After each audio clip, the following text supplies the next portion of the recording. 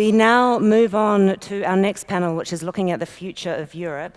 I know that many of you were at Mohammed Al-Arian's talk yesterday when he spoke about the difficulty of Europe to have stability when 5 of the key players were distracted. And he also likened the continent to a chair that only had 1.5 out of 4 legs, and there was a pillar of fiscal union and half a leg of monetary union. So I'm very grateful that we have 3 experts in the field of Europe that can discuss the current situation of Europe and also its future. I would like to welcome the moderator to the stage, who will then introduce his fellow panelists, and that's Gideon Rachman, who's the Chief Foreign Affairs Commentator at the Financial Times. Please welcome Gideon to the stage. Thanks very much. Thank you very much for the introduction, and thanks to SALT for having us all here. It's great to be able to talk about Europe in the Middle East at a really pivotal time for the continent and for many of the countries in it. I have with me 2 perfect guides to the future of Europe. On the left, Matteo Renzi, who came in 2014, the youngest ever Prime Minister of Italy, was Prime Minister for a couple of years, and is still central to both Italian and European politics. I was just looking at an article in the New York Times which said that Italian politics is now about the 2 Matteos, the one we have here and the other one, Salvini. And then to my immediate left, Philip Hammond, who just stepped down as Britain's Chancellor of the Exchequer after 3 years in that job and 9 years in senior jobs in the UK government. And Philip, I thought I'd start with you because, as you know, we're 2 days out from a British election. I wondered if you think that we're finally at the point where Brexit may be put behind Britain and behind Europe, and whether it's going to be a non-damaging Brexit, a Brexit that the economy and the financial markets can cope with. Well, first of all, in the election that's going to happen on Thursday, my working assumption is that Boris Johnson will win with a working majority, and therefore the logjam in Parliament will be unstuck.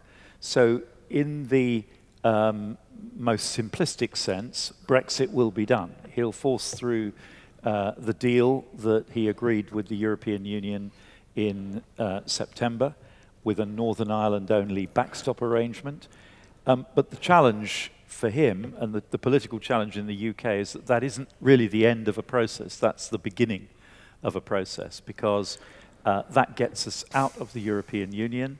It settles the financial score. It deals with the Irish border, but it does not address the question of what Britain's future relationship is going to be, what the level of tariff-free access for goods between the UK and the European Union will be, what the level of financial services cross-border access will be.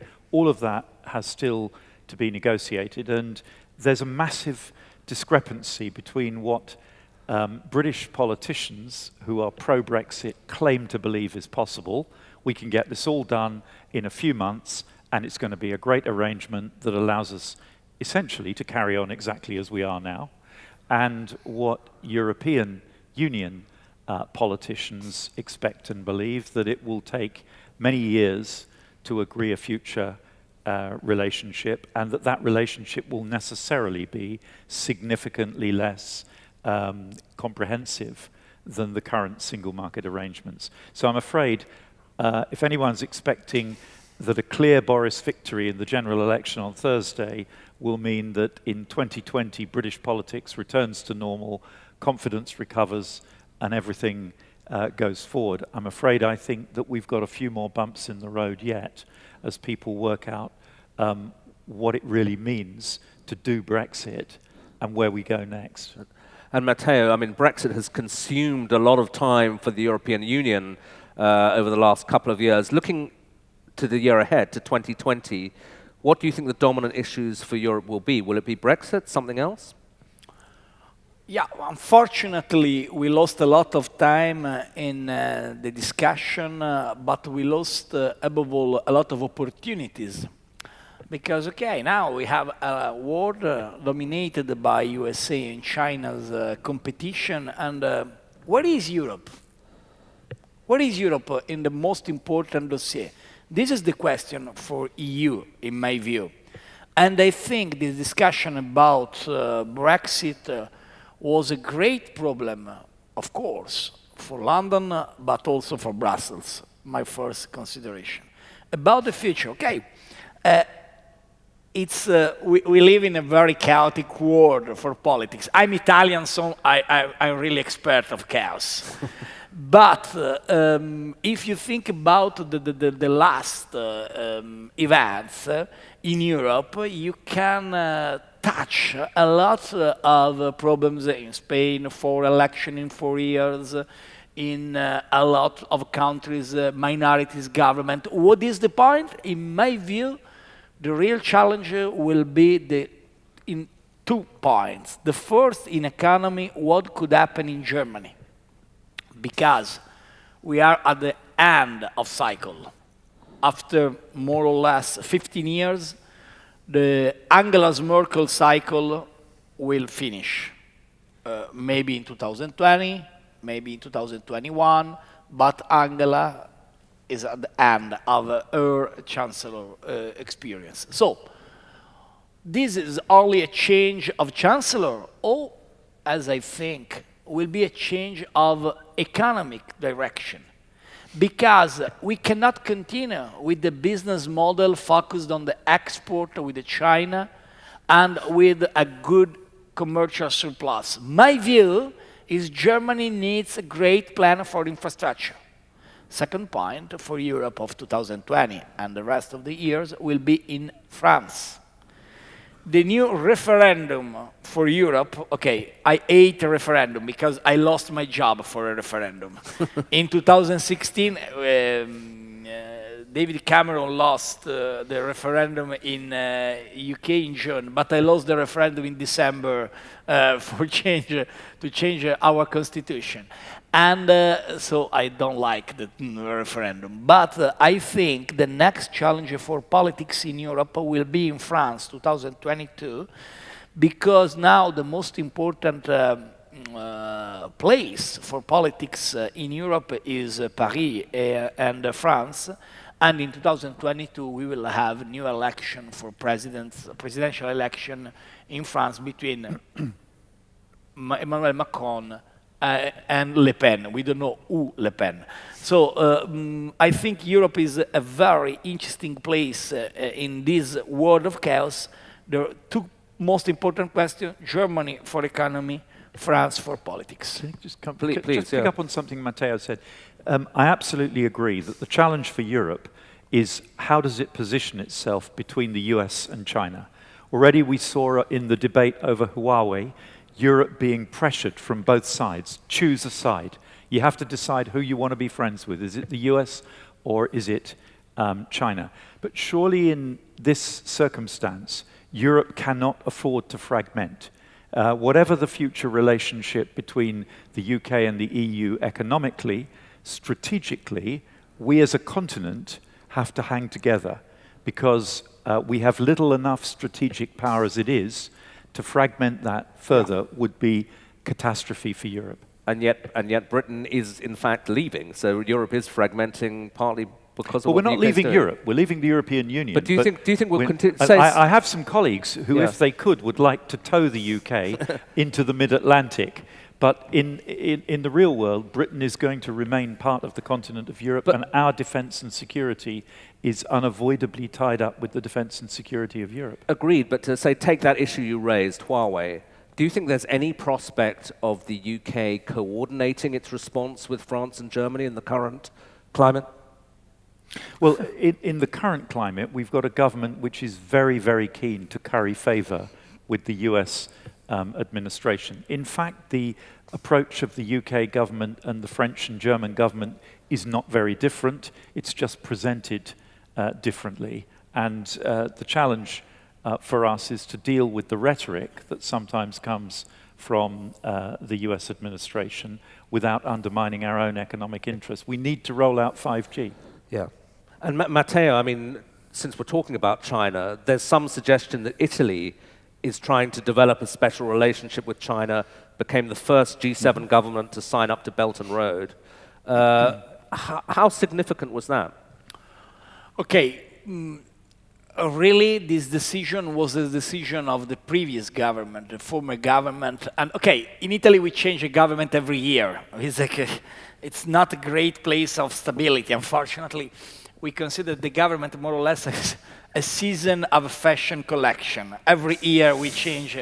And we change, I joke about it, but we change 66 government in 73 years. And my longevity of my government was 3 years in every part of the world is only 3 years. In Italy, too much, 3 years. Please understand what happened in our country. But it's a wonderful country. And not stable in politics, but for the rest is wonderful. The point about China. Okay, if you consider about stability, my consideration about stability in Italy, you have to compare with what happened in China. China think about the future with a vision for the next, not for the next months, as in Italy, not in the next years in the rest of the world, but in the next century. China was an empire, was in every time, despite the last 2 centuries, a role of leadership around the world. So One Belt, One Road is the approach of President Xi Jinping to come back to leadership role of China, particularly in infrastructure, not only in that. And the clear point, as Philip said, is the digital revolution, defense organization, technological innovation. This is the point. But for One Belt, One Road, Italian government signed 1 year ago this agreement, the first as a G7 country, but in this agreement wasn't the part of digital revolution. This is very important. Why? Because everyone today have in the mobile every type of data. This is the future. And this is, we have in our mobile, in the digital world, every type of algorithm. The future is the Internet of Things, is big data. And my view is, for Italy and for the rest of Europe, is impossible to have a strategy as a country. I agree with Philip. We need a strategy as Europe in this field for the relation with China, for the partnership with the USA, but also to solve the problem of revolution. Just to make a little example, we have the number, Internet of Things will be a revolution because the number of things connected to the into the net will be in the next 10 years 8 times more than in the past. So everything in the next year will be totally connected. Without a strategy as Europe, I believe Europe will be only a spectator and not a player. And this is the problem for Europe, in my view. So for me, the big problem for Europe is that the European Union is the world's largest economy, but it is a pygmy as a strategic power. So China is racing to grow strategic power to match its newfound economic power. The US has economic and strategic power. Europe has a large economy, but it must be the first example in history of a very large economy that has made no attempt to have the strategic power to protect its economic interests. And we see with the Huawei debate, Europe really has no strategic power to defend its economic interests. And I think there are another couple of factors which we have to think about in Europe. The situation with Russia. China is a big economy seeking strategic power. To me, that feels entirely normal, a return to the pattern of the last 2,000 years. Russia is a big strategic power with a tiny economy. Russia's economy is smaller than Italy's, and yet it maintains the world's largest nuclear arsenal. That is an inherently unstable and unsustainable situation. Russia is right on Europe's doorstep, and the Europeans, talk to our Polish friends, our Hungarian friends, no longer feel so confident that the US will always be there for them. So Europe is going to have to deal with the future relationship with Russia. An aggressive Russia, maybe, or perhaps even more dangerously, at some point in the future, an imploding Russia as the contradiction of a big strategic power with a very small economy eventually asserts itself. Philip, how destabilizing for Europe as it attempts to deal with its challenges, Russia, China, is the change in its traditional partner, the United States, with the Trump presidency? I mean, it feels to me that a lot of Europeans are still sort of vaguely hoping that this is all a bad dream for them and they're going to go back to a traditional Atlanticist president. Do you think that will ever happen? I'm not sure. I think the mood in the US is changing. By the way, I completely reject the narrative that some in American politics use, that being the world's policeman is a burden on the US taxpayer. I think the way the US has used its strategic power in defense of US interests is very much in the interests of American taxpayers. And I think it's very much in the interests of every American that America remains a global and powerful force. But Europe is struggling with a world in which it no longer feels as confident as it once did, that the US will always be standing behind it. And Matteo, I mean, Europe's had a very difficult decade with the Euro crisis. You had to live through as Prime Minister. And in these kinds of discussions, one has this sort of sense of kind of lack of confidence in Europe, a feeling that history is moving against it. And now you have this wave of populism and so on. You're a very committed European, but truly, how optimistic are you about the European Union? I consider European Union one of the most unbelievable success in the history of politics in the world. My grandfather went to France to make the war, or the older grandfather went to Greece to make the war. If now, for my children, the only war possible in Europe is a match of Champions League in the football, this means in one generation, 2 generations, really Europe changed deeply. This is the past. And this is the problem because we need a vision very important for the future. And this is the question. It's possible to create a narrative for the next decades so strong as the narrative of our father? I don't know, really. Because the discussion is open, please, if you have time, read a very good interview to President Macron about the future of Europe and the NATO. Because we don't discuss about NATO. But when President Macron used this expression, brain dead, for NATO, after what happened between Turkey and the Kurdish girls, Kurdish people in Syria, I think this is a very interesting discussion. We have time. We have no time now to discuss about it, about Europe. How I'm confident. I'm confident, yeah, because I think Europe is a place of value.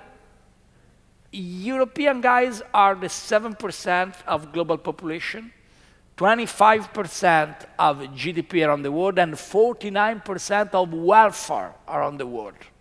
This is Europe. If Europe made a selfie, this is the selfie of Europe.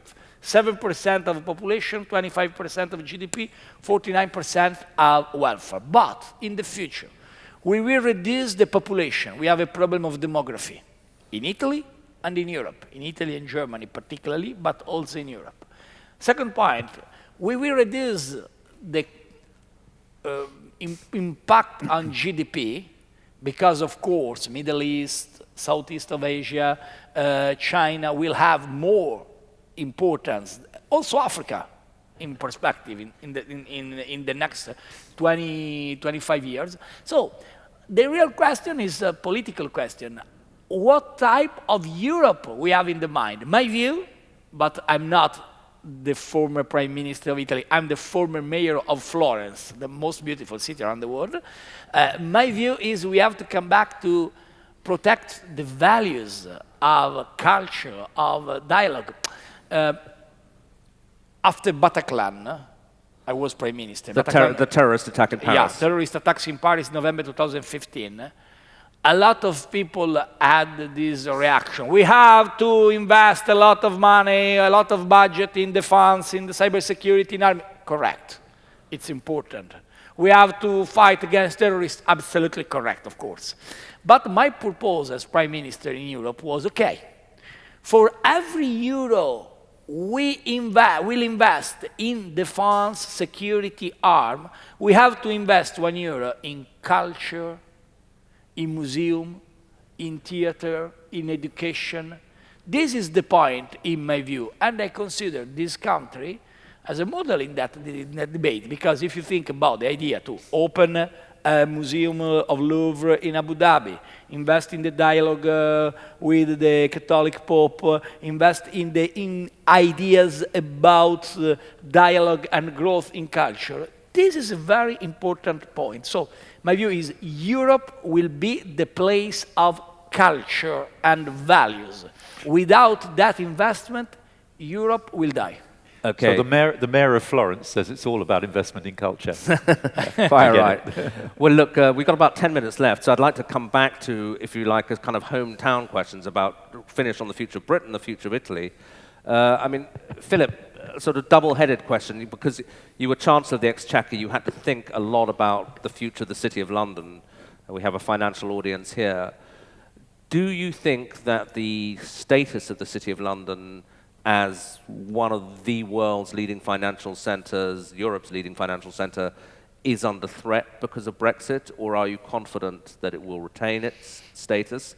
And more broadly, once you've dealt with that, just the future of the UK. It's a very uncertain period. Britain's, I think, had a very successful 20 years economically, or 30 years. Are you confident?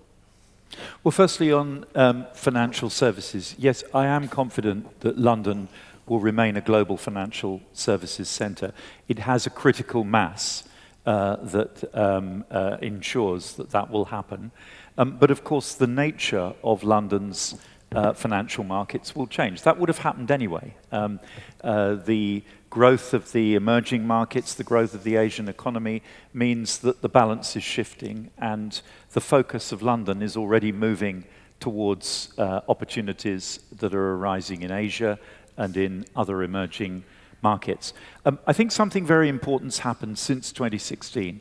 At the end of the referendum in 2016, there was a genuine fear in Europe that Brexit was going to be the beginning of a stampede for the exit, and that the whole European project could be put at risk.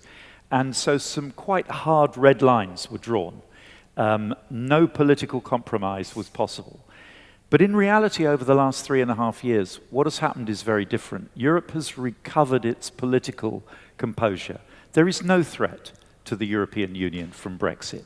Talk to Viktor Orban, talk to Mateusz Morawiecki. There's no risk of Poland or Hungary, I guess now no risk of Italy heading towards the exit. So politically, Europe is in a more confident position.